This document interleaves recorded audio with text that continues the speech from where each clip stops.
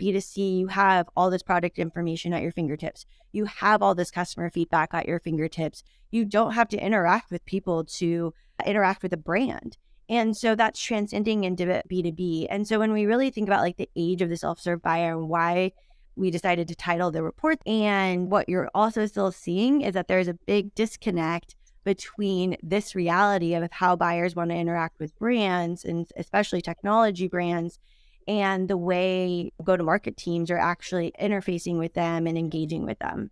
Hi, and welcome back to SaaS Half Full, the only show serving B2B SaaS marketers. I'm Lindsey Grover, president at Blast Media, and I will be your host and bartender today. Here I am with my high noon. I'm joined today by Allyson Havener. She's the VP of Marketing at TrustRadius.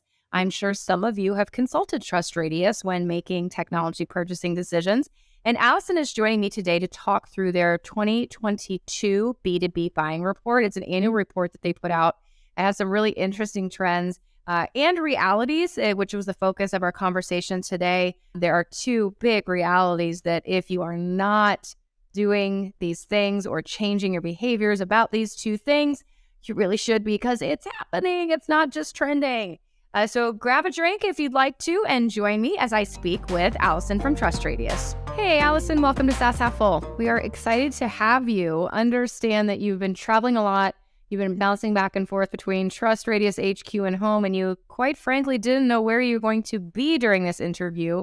So you opted to not get a cocktail kit, but even though I'm drinking alone, I do it quite frequently. I am drinking a high noon, which is one of my favorites on the weekend. But we are well, at least Eastern time, into a very respectable hour here on a Wednesday. So all good. I was excited to have Allyson on the show. As you all know, typically we don't dive into the company that the person is with on this show. It's usually something outside of that has to do with tips and tricks or best practices for SaaS marketers. However, the thing that TrustRadius does that we're talking about applies to all of you. And when I went and looked at this report we're going to talk about, there was a lot of really interesting statistics that stood out to me. And I hope that will be the same for you. So what we're going to cover today with Allyson is their 2022 B2B buying disconnect report. But before we dive into some of the key takeaways, want to first, Allyson, give our listeners just an understanding of who you are as a human being, how you got into this role of VP of Marketing at TrustRadius.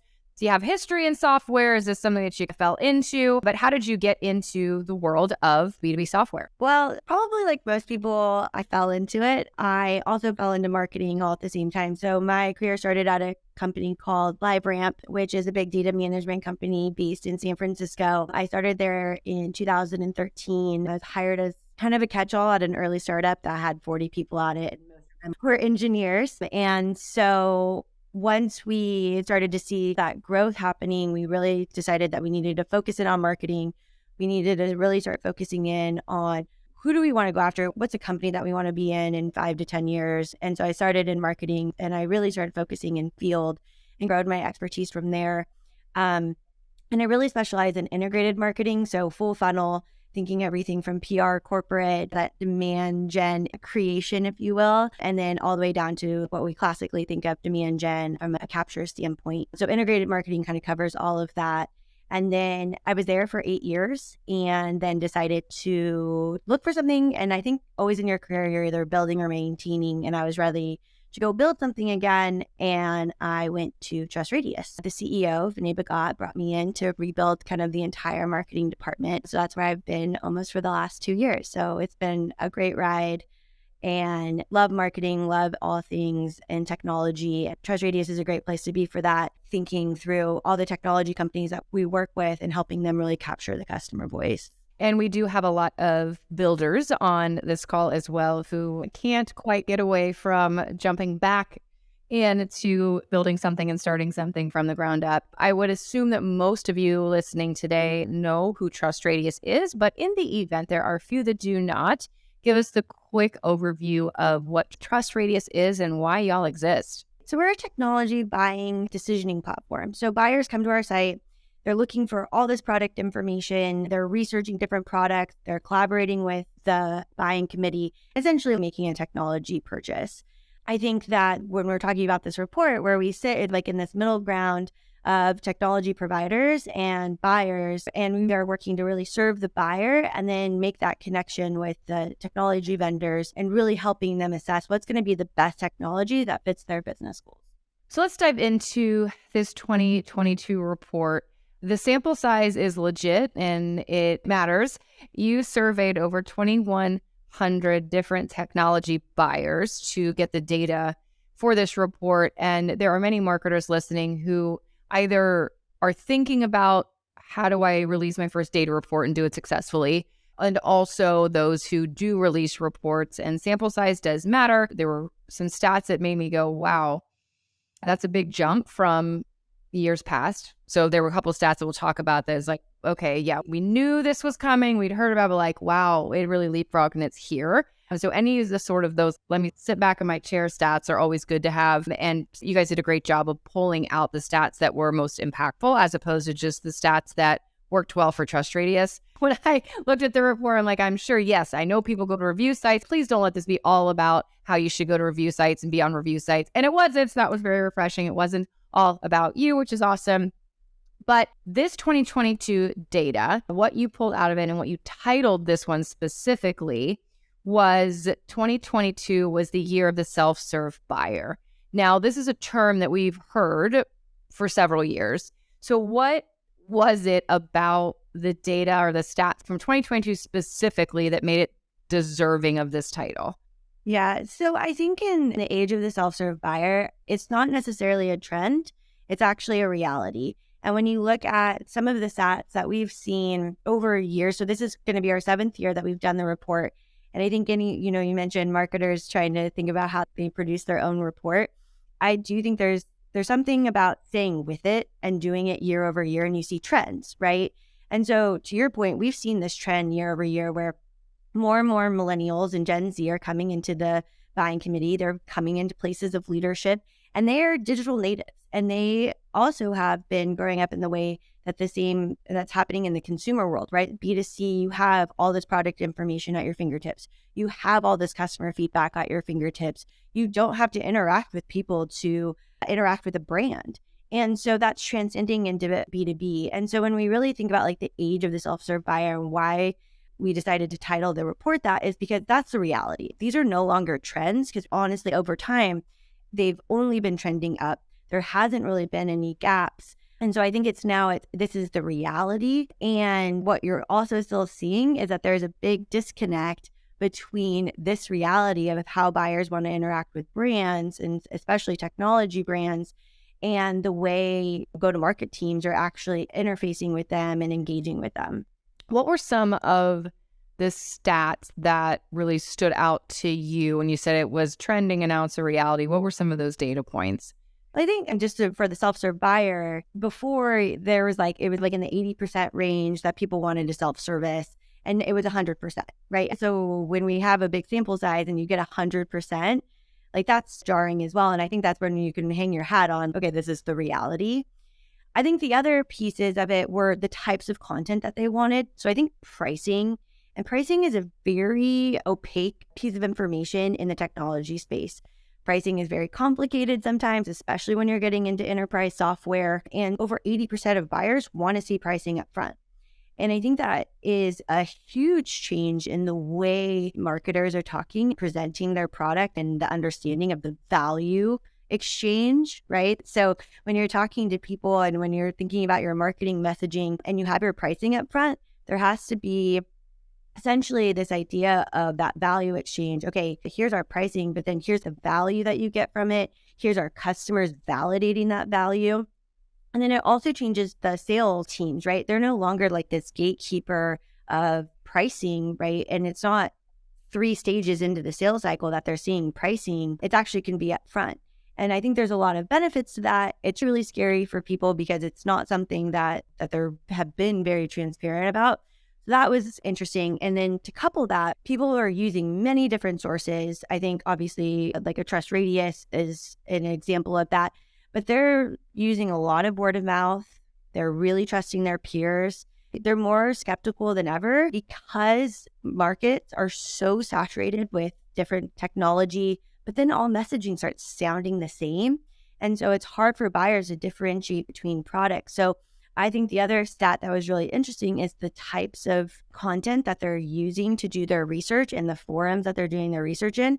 And salespeople have fallen out of the top 5, and vendor provided resources also fell out of the top 5. I think that's also very jarring because you're as a marketer or as a salesperson, you feel as though like, hey, great, buyers are coming to me. I'm going to be this trusted resource. And that's not how they see it because they're so skeptical. And the same thing with marketing. It's like, great, I made this beautiful website and everyone's going to come and they're just going to believe everything, convert, etc. And that's also just not the case. So I think those are some things that as a marketer or just overall go-to-market team to keep in mind. Yeah, the pricing one is really interesting. I recently was internally part of a buying committee for new software at our agency. And so I experienced this where, based on your survey, it was by far the number one thing when it comes to self-serve that buyers want is transparent pricing. I want to be able to find it. I want it to be on your website. But I experienced this where that is not common. I actually ended up choosing a vendor because everything I wanted, I found myself. And there was a free trial. As soon as I saw the pricing, I said, you could try it and then go up to this price. I said, awesome. Never had to have any interaction. Like, I'm living this. Despite though this, there are so many companies who hide their pricing, and your prospects are going to find out your pricing, whether it's from you or somebody else. And there's also a lot of misinformation out there because you do a little Google search, right? Because then we'll Google, we can't find it. How much does ABC cost? Well, then you're getting some source that isn't even true or accurate, but that's what I'm basing it on. So why? The obvious is that for like competitive reasons, we don't list pricing, but don't we all know how much each other's solutions cost? Why are companies continuing to hide their pricing? What's your take on that? Like I said, I think it's a completely different motion, and most pricing can be complicated. And then from a buying perspective, when you're getting into the buying cycle, nothing stops the deal faster when you see really complicated pricing and it's not quite maybe what you were expecting. And then all of a sudden you see in your conversion rates, there's a big drop after like your proposal stage or whatever you may call it. But as soon as they see pricing in the sales cycle, then you see that big drop off, right? Okay, great. Let's understand the pain points. Then let's sell them on the solution so they understand the value. So then when they see pricing, buyers will be like, okay, great. I see that value exchange. And what buyers want is that pricing up front, because essentially, to your point, you want to know if that's in your price range. You want to understand like if it's even worth the hassle of continuing that research. And I think people, they see that as a hindrance in getting them actually into the sales cycle. But to your point, and you're living proof of this, and what we get from our research is that it actually, one, you'll get on the short list of the buyers because you're being transparent and you're starting to build brand trust. Think how valuable that is. Like, you actually trust a brand more if they're like, oh, I'm going to put my pricing up front. I'm more willing to work with them. And just accelerating the deal cycle because you already know the pricing. So you go through, when you enter the deal cycle with the salesperson, they can be more consultative. They can think more about, okay, what are the other features and use cases that we can solve for you? And then when you get to that proposal, there's not a lot of anything to hide. So I think it actually benefits, but it's changing an entire process, and it's cross-functional, right? So I'm in marketing. I could go ahead and put pricing on our website, but I had to go through our sales team, our CS team, our whole field team to get sign off because we want to be aligned. You can't be showing pricing and then the sales team isn't aware of that and that they haven't changed their process for that. So I think the other big kind of hindrance of divulging pricing is the cross functionality of it. And you really need to have alignment across your entire go-to-market team. And the other interesting point that I saw was, and you mentioned this earlier, that the number one cited reason that people will drop off, prospects will drop off, is if they get a cold call from a vendor. So you combine that with hiding pricing and still doing cold calls. It's like the double whammy for the sales rep because they don't even want the call to begin with, but you finally get someone who takes your call and then they're sticker shock because they didn't know the pricing up front. So why, listeners, why are we doing these two things and killing our sales reps? That is not the best use of their time. And by having the pricing on there, you're at least taking that part out of the equation and creating an SQL where they at least have budget because they know going in. Pricing discussion could be a whole other episode, but understand that there are complicated pricing. But I've even been in a situation where even if I am served up a huge range, could be $10,000 to $100,000 investment. I at least know, okay, so like my 20 grand, I at least know that can work in there somewhere. Where if I had two, okay, but you don't want to talk to me anyway. So it's something to think about for sure, because the sales rep role, we're going to dive into that in a little bit. I'm nervous for those guys and girls, and I'm nervous for the sales reps because their jobs are changing so much and what their value that they bring, we need to shift our mindset there for sure. You mentioned our buyers now, millennials, Gen Z, those are making up most of the buyer personas now. These are the ones that you're talking to and who oftentimes do have that budget approval. Are you seeing specific generational differences between millennials and Gen Z, or are you seeing that those buying trends are pretty similar between those two? Yeah, they're definitely similar between those two groups because, again, it's that kind of digitally native person that's so used to interacting with people on social media. They grow up at Amazon, right? And I think actually it's not even the relationship between Gen Z and millennials. I actually think it's more about that it's transcending to older generations as well. So in the report, 65% of the buyers identified as millennial and Gen Z. However, when you look at the trends, we still had people from other generations that are still wanting the same thing, right? That still 100% wanted to self-serve, 80% wanted to see pricing up front. So when you look at that, you will see that it's not really generational anymore in terms of what these expectations are. And again, I think that's more due to like just the environment that we all live in. I hate to bring up the pandemic because I'm like so over talking about it, and I think everybody is, but like we all had to go digital, right? And then one whole channel of the marketing team was gone. And so you started interacting with everyone digitally. And so I think it's like there's the environment around us, and then there's generational, but it's now across all generations that they want all this information. They want transparency. I think when I look at the market and as a marketer, you're constantly trying to differentiate yourself. And what's one way that you can really differentiate yourself? And I think it's around this brand and this brand trust. And I think that this is a lever that you can pull where like, let's give them all this information that they want, pricing, demos, free trials. Like you said, that's an amazing buyer experience. You went there, you saw the pricing, you saw a free trial. That makes it really frictionless for you to just really understand a product, get that hands-on experience. And then you couple that with your customer voice and those proof points that you're getting from your customer base. That's really helpful because then you can see, hey, this person that works at the same size company as me, has the same or similar title as me. Oh, they found a lot of success. Great. I want to dive into the sales rep discussion here. So the annual surveys, you've been doing this, you said, for 7 years. For the last 5 years, vendor sales reps were in the top 5 of most commonly used resources. So in my buying process, in that top 5 things that I, as a prospect, I interacted with to help me purchase, interacting with vendor sales reps was in that top 5. However, this year they dropped from the top 5 completely. So that's meaning that as a prospect who likes to self-serve for the first time, they're not one of my top 5 things that I interacted with to even get the deal done. And this is definitely something to note. They were replaced by communities and forums, which also avid user of communities and forums and asking for, has anyone used this? Has anyone heard of, etc. But what does this say to you about the future of sales jobs and how SaaS companies may need to pivot or change their mindset about their sales reps?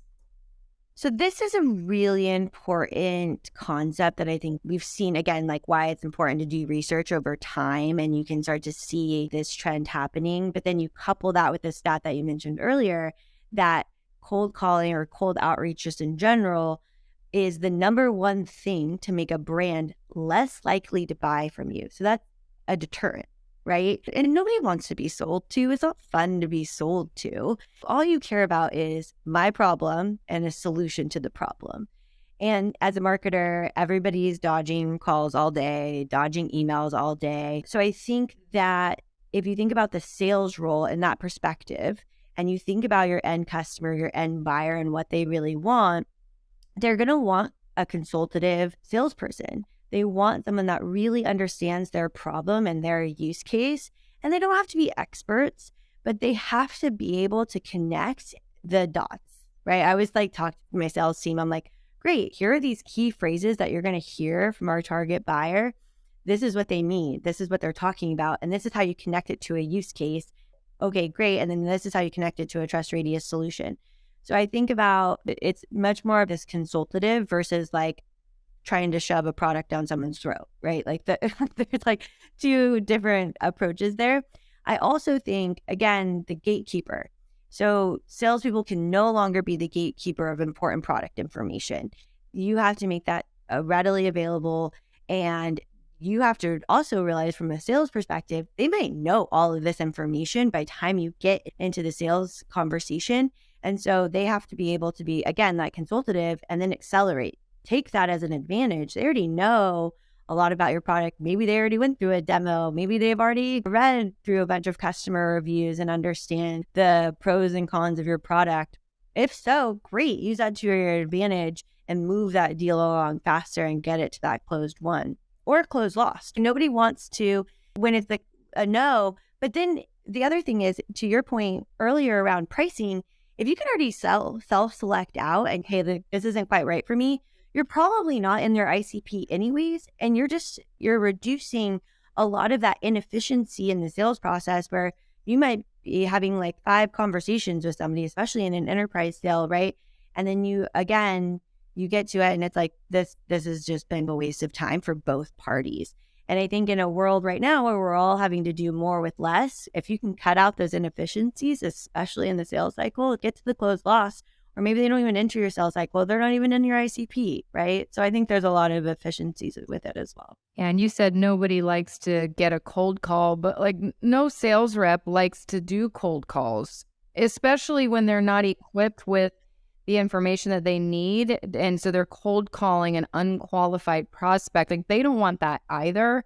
And I feel for the reps, and I answer most cold emails that I get. If they followed up once, if I get 2 touch points, I will answer most emails. Every now and then I'll pick up my phone knowing it's a sales call. But I picked one up the other day, and it's this woman, she's just doing her job. But she said, we'd like to offer your company. And I said, well, I'm involved with a couple of companies. Which one? Couldn't answer, didn't know. And I said, how did you know that we're interested? Well, someone from your company was on our site. Well, I said, do you know who it was? Someone in leadership. I'm like, that's either myself or my partner. This poor sales rep was given my name and a phone number with 0 other data points. And I'm like, how does this happen? Couldn't even give my company name. Couldn't even come up with blast media. I'm like, oh my gosh, you're just doing your job. It's a no for me. But poor sales rep, right? There's no excuse for that anymore today with the technology and data that we have available. I feel like this whole shift in the buyer behavior and the preferences and meeting buyers on their terms is actually beneficial for sales. And I think it also changes this pendulum swing of marketing. So like I said, when I was kind of describing around integrated marketing, I always think of it as there's either demand creation or demand capture. Like everything we should be doing is laddering into those two things more or less. And so where the pendulum has swung in marketing is capture demand. So cold calling, all that, like people are not thinking about this 24/7, right? And so people are like, how do I capture this demand? But they haven't even created it in the first place. Most people don't even know they have this whatever problem your product solves for, or they have never even interacted with your brand. I think there's fringe cases, and these fringe cases that get into like you're at your field kickoff and so-and-so reached out and they got Lindsey on a call, and it's like, well, that was like one time. Okay. Like, how do you scale? And so I think from a marketing point of view, and what I've seen and what I'm also implementing in my team, which I think is really important, is you have to focus on the demand creation. And that's that top of funnel, that's getting people just to engage with your brand, getting them to read your thought leadership content. I also think it's these macro trends. This report's huge for us, right? There's all these macro trends that are happening in the market. How do we tie ourselves into it? How do we actually deliver some value to the market, value to someone's inbox? And then when they're thinking about, oh, hey, where can I get this solution? Hopefully, right, then there's the mechanism for the demand gen capture. And I think that'll help a lot of the sales team, right, when marketing has that, because they're not doing that cold calling. They actually have a mechanism where it's, okay, we have all these amazing people that are interacting with our brand. They're actually seeing value, whatever it may be. I think that's why PLG, like product-led growth, has become such a phenomena, because people are interacting with your brand. They're easier to convert, right? And there's a lot of nuances to it, but it's that concept. And so you can't over-index on the demand gen capture, and buyers don't like that. And you're just seeing it. And it's only going to be more, right? When we do this research this year, we're really starting to think about buyers and the influence that each of these sources has in their actual purchase decision, which I think is really important, because I think when you're building your marketing strategy or go to market, everything has a different level of influence, and marketers should be really thinking about, okay, what are the most influential things for buyers and how do I lean into that? And I think that's really important. So this research that we do is really trying to help bridge the gap. And that's why we call it the B2B buying disconnect, is because we want to bridge the gap between the way buyers want to buy and the way go-to-market teams sell. Yeah, absolutely. And this was what we talked about, was the 2022 data. You're currently gathering and working on the report for 2023. When will that come out? And without obviously giving us a spoiler, can you tease any key themes? You mentioned that marketing's influenced by the strategy. Any other key themes that you can tease for us? Yeah, so the report's going to be coming out at the beginning of June. And some of the key themes that we see, like I said, what's really influencing the buying decision. And the other big piece of this is also just how people are thinking about their tech stacks. So I think when you have the current economic conditions, everybody's seeing this constricting nature. You're seeing kind of consolidation in the tech sphere. But how are buyers thinking about their tech stack? There's been the idea of you buy one solution and that's your entire tech stack, and everything's bolted onto that. Or you're thinking best in class, and hopefully all of that has really great integrations. All your systems can talk to each other. So we're really thinking kind of those two things. One is what goes into that purchase decision, but then also how are people thinking about their tech stack, but not just their tech stack, but also in the same vein as like their entire success. So how are they weighing like technology versus headcount? How are they thinking about that, the utilization of it? I think a lot of people right now in the buying cycle is you have to have ROI story, because people are, again, they're skeptical. If they don't know what they're going to get out of it up front, then it's really hard for them to make that case internally. The ones that will survive is the ones that can prove ROI. They show that they're a must-have. If I'm in the buying committee, and we're seeing a lot now, is that the CFO is coming into the decision. Maybe he's not making the decision, but you have to get a sign off. And so you have to have that business case. And so I think with this report, we're just really trying to understand like those dynamics, again, to help technology providers prepare for the future. Obviously, it's coming to a head now, but also thinking about the future of their go-to-market strategies. Awesome. This has been really interesting. I like how you started this with like, we all have heard these things. We know these things. We're like, no, but really, it's here. It's happening. The data's showing it. This is happening. It's now. I know that we were not able to send you a cocktail kit, but I do ask all of my guests before we head out if you have a favorite or signature toast that you can send us out with. Oh, wow. A signature toast. I always like to say it in a different language.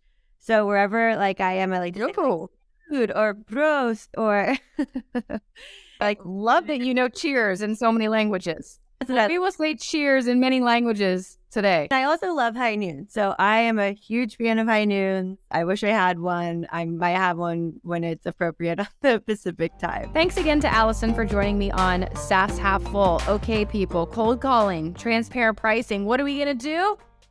We're going to put our pricing on our website if we can, and we are going to help our reps not be so cold in their cold calling. We're going to warm them up. we're going to have them already pre-sold before they get on there. Really appreciate the conversation, appreciate Allyson's time. Until next time, bottoms up. For those of you that have made it all the way to the end of this episode, thank you. We appreciate it. I'm asking the one question in our One More Drink segment, which is, what do you wish more CEOs understood about marketing? Here is Allyson's answer. I wish that they understood more of the demand creation piece and the brand piece. I think they understand numbers. And so when something doesn't have a number that then ties to bottom line, it usually gets cut. And so I wish that CEOs understood the value of this kind of demand creation and brand and what that can really, and how powerful that can be when you're thinking about your long-term strategy.